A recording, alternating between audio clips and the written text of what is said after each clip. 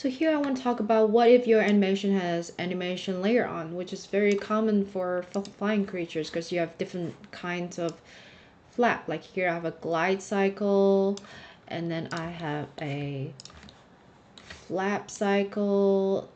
These are all on an animation layer and a dive cycle. So I'm gonna demonstrate how to do that. Okay, so now we load the creature. So first let's define, does it look at the creature and see if there's dangly bits like the limbs that are hanging out that is in world space. So grab the center of gravity or root controller and rotate it around, and you can quickly check what is in world space. So in this case it's the leg. So we know that we're gonna be attaching this dragon to a path that I already drawn here. So we want the legs to go with it. But since this has a layer stack, we are gonna put the layer. We don't want to touch the actual controller. We want to put the layer group. Usually rigs have another layer, a sub layer, or a master control on top. So in this case, I am not too familiar. In this case, I see that there's an offset group above the controller here. So if you look at the head control, there's a group node that is above, that doesn't have any connections there, and has the pivot is somewhat close to the head.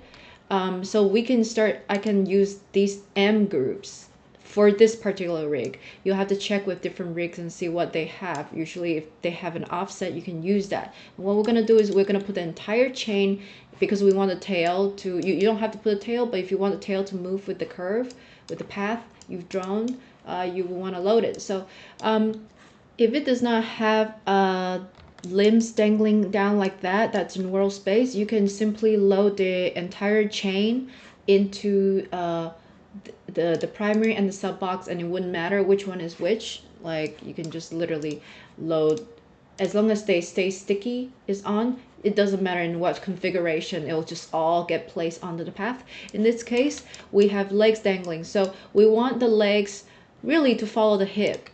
It doesn't really need its own little space. So in this case, if you want something to be under something, we find the hip controller, which is here. So we will go to M here, and I will load the hip here, and then I will load the group node of these legs in the subcontrollers like this. So select it, I press F, and then I select the offset node. I can see that there's nothing there, and it's fine. It grabs the leg, so I'll put that there. So this way, everything that is, and you can set it to sticky limb off. When it's off, it's baked into the space of whatever you put on the primary. So that's how it works. So now I can put everything else into the sub box. Basically anything else that you want to put on the path. So it'll be this one. So to speed this up, I'm gonna go down this entire chain, and I already saved out a template, so I'm gonna use the template. So I'm gonna clear all, select a random thing, and then go load template. I already saved this out. So now you can see that I have everything loaded, and with the legs sticky limb off, which means it's gonna get baked into the primary control. And then we're gonna load, next we'll do the usual, we load the set of the entire dragon in here. And next, remember to click in place to path. I always forget this one, and it's possible you might forget too, but just know that, remember that. Then next you will load the curve. You would draw this curve yourself, as I have drawn here. Simply draw your own curve. You do not need to rebuild. Just to quickly show how you draw a CV curve tool, you would just, draw your regular curve and move it to place and adjust the CV so it lines up with your dragon. So I'm going to delete this. I already drawn this one, and notice as I load this in, it's going to duplicate this path. Load it in, it's going to duplicate this path into here. So you always have your original path here. So once it's here, check that everything is in place. You can rebuild this curve if you wish. You do not need to. So I'm just going to go ahead and click trace. What this is going to do is you're going to have the length. Make sure you have the timeline stretched out to as far as you need. It's going to bake the cycle. It's going to bake into that length of time. I think for this one you don't need to. You can still extend it if you need. because it's on a layer. We're not actually putting the animation on this, it's actually on a layer. So yeah, I think you can later on extend if you need to. Okay, so now basically it's done, and you can see that my controllers are here. The dragon is still in place with your animation cycle on it, layers on it.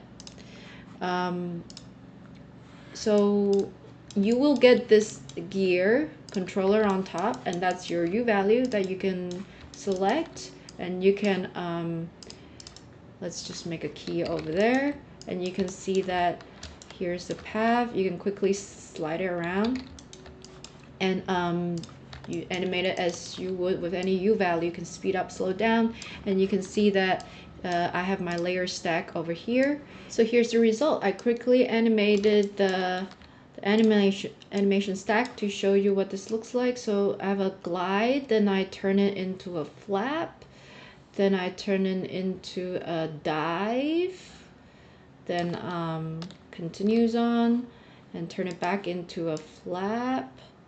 So you can basically still maintain your animation stack.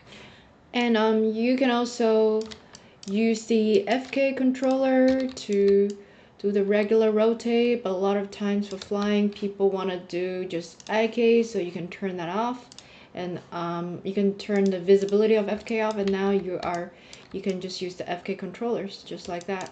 There you go. Then you can see that the dragon is stuck and maintains the speed that you animated, the U value speed, and even if you pull it out really high, really far, you see that it's stuck.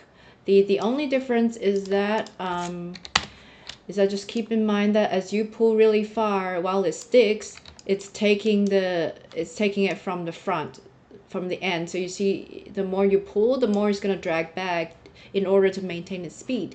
So one last thing is that sometimes you might want to add a controller at the end after you build this, and you suddenly decide to add a controller. So a quick and dirty way to cheat it and to just do it manually is to select this path. It's locked up, so if you go to the attribute editor of the curve, go to display, go to drawing overrides, go to display type reference, change it to normal. Now you can actually select the curve. Then you go to curve point, and then you can add curve. This is just a manual way. Go to curves, insert knot. Then it actually inserts controller points there that you can kind of do change manually. That's how you would kind of manually cheat it. Your old controller still works, and yeah, that's how you would do it. And FK, it would still follow the FK controllers. Let me just show you that. The curve is still fine, and your little point here, you can change it. Let me just change it real quick, and you can see that it stays. So that's how you manually add points.